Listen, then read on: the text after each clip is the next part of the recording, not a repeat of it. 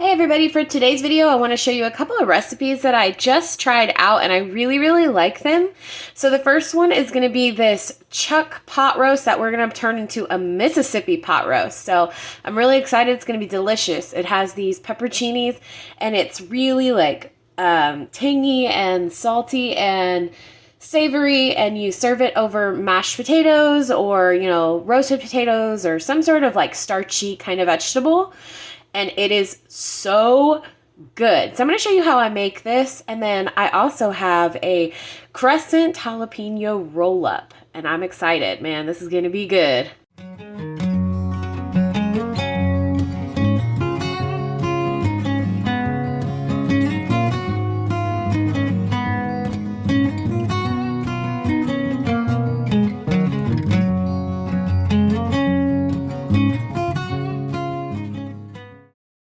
Guys, this recipe is so simple. I'm actually going to be able to film with one hand and use my other hand to cook. So first things first, of course, you open your roast. You want to make sure that you have your crock pot all ready to go, clean and nice and ready. I'm going to go ahead and turn this to high.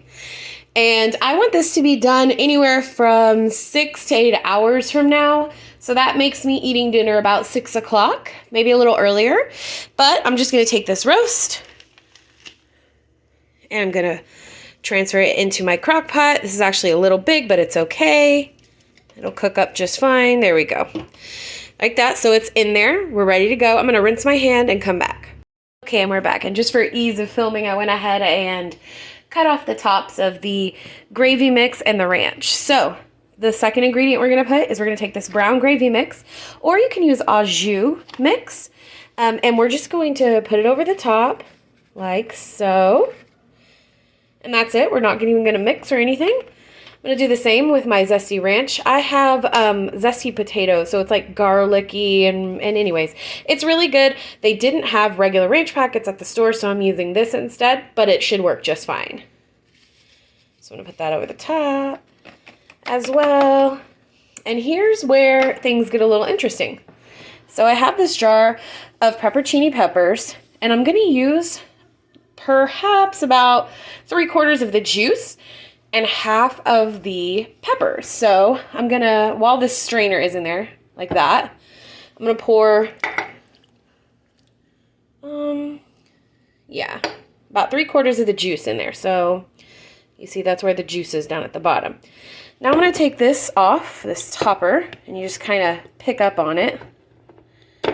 Ooh. There we go. Pull that out.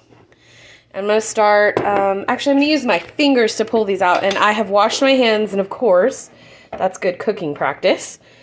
So I'm going to pull out about half of these and just kind of put them in the pot. So just disperse them. It doesn't take anything special. You're not doing anything super exciting here. Put 1 and 2, and that's it. Okay, so you have all of your peppers in the pot, both seasoning packets, the juice from the pepperoncini, and then the roast. And of course, it's on high. Lastly, I'm going to place my lid on here, and we're good to go.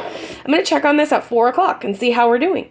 And I'll show you what we're doing. And in the meantime, we will cook some really delicious crescent roll jalapeno poppers. It's so good. First things first, for these poppers, I'm going to go ahead and preheat my oven to the temperature that it says on the crescent roll box. So I'm going to turn it to bake and 375. Oh, went up too many times. Okay, and that should be good, and that's going to get it started preheating.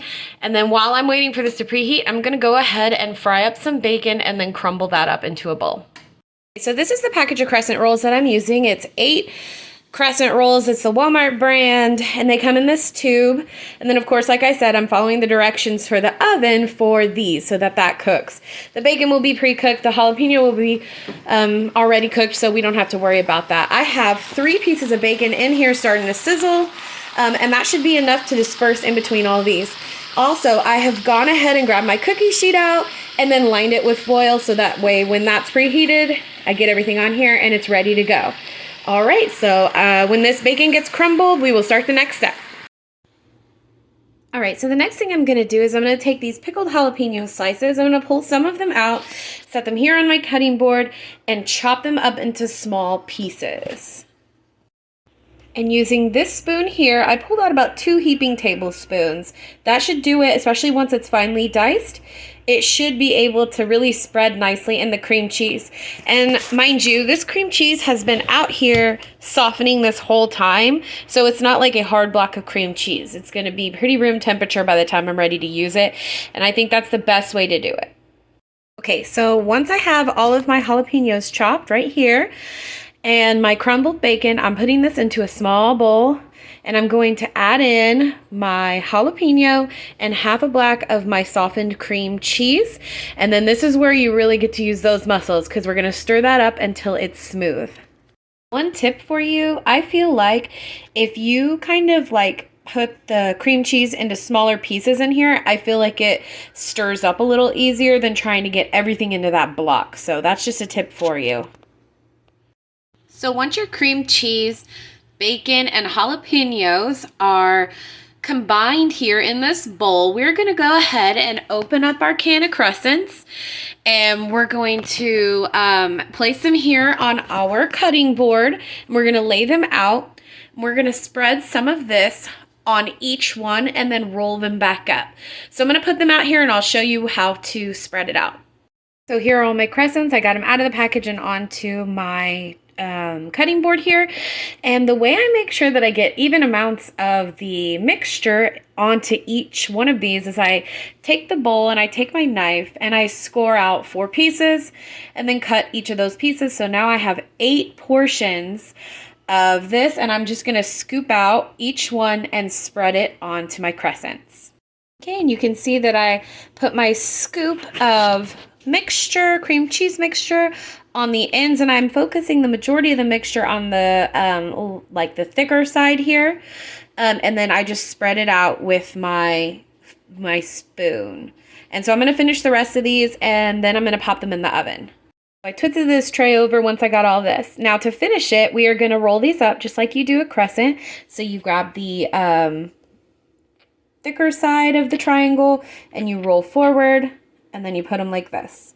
There you go. Crescent roll up. So these are going to go in the oven for the directions on the package, which I believe was 13 to 15 minutes. So we're going to put it for 13, and we're going to check on them on my foil lined cookie sheet, of course.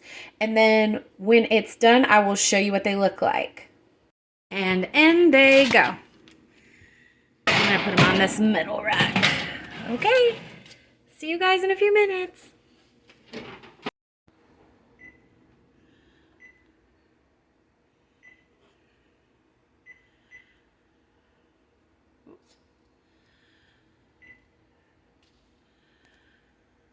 Okay, so my timer went off, and here's what they look like when I pulled them out at 13 minutes. They are perfectly golden brown, and all the filling has stayed inside. So I'm going to transfer these to a plate to cool, and then we're going to give my husband and do a taste test.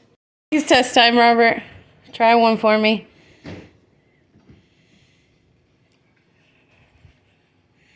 How's it taste? Really good. Can you taste the bacon in there? Bacon, cream cheese. Is there any jalapeno in it, or? Mm-hmm. It's kind of like a jalapeno popper, but it's like really good. Is it? Can you taste the jalapeno in there? Yeah. I didn't know if that was just the sausage that you used, or bacon, or whatever. Yeah. But it's really good. Okay, awesome. We got a thumbs up, guys. Woohoo! All right, we are at about a halfway point, so I came over here to just open this up and check on it.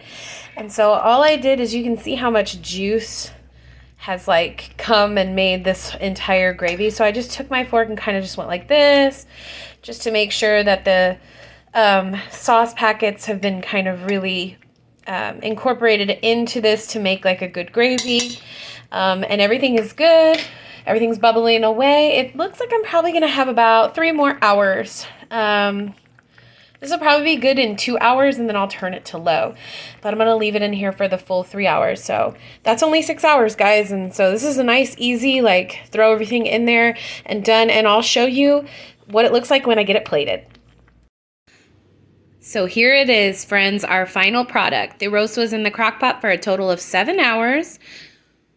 5 of those hours were on high, 2 of those were on low, and this is what you get, this delicious pot roast. And I serve it, like I said, you know, with these potatoes. It is so, so good, and it is super moist. I was able to cut this with a spoon to serve it, and you can see it's ready and gonna be so tasty.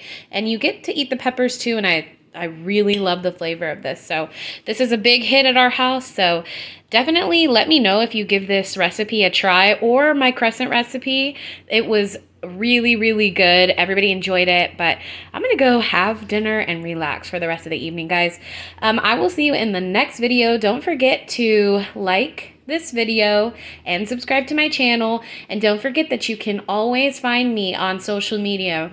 I have a blog on Medium, and I also have a Pinterest account that you can follow me on, and you can see what I'm looking at. I have some really cool stuff that I've pinned and I thought were really good ideas. So if you're interested in just getting a hold of me in other ways other than on YouTube, feel free to find me on those other platforms. But again, guys, have a great night. I'll see you in the next one. Bye.